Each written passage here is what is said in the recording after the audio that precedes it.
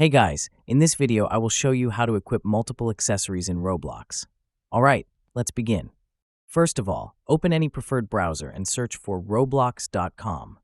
Now sign into your Roblox account and you will be redirected to the home page. Now tap on the Avatar tab in the left side menu and a bunch of wearables will be displayed. Hover your cursor over the Accessories tab and select Face. Here, choose the accessories you would like to wear and open them in a new tab. Then, click on the Advanced embed at the right side. You will see a bunch of fields. Now, get to the Accessories individual tab and copy their ID. Then paste those IDs in the fields provided. Once you have entered all the IDs, click on the Save button. Your avatar will now be wearing multiple face accessories at the same time. So that's basically how you can equip multiple accessories in Roblox.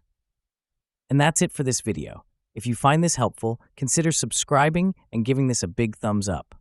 Thanks.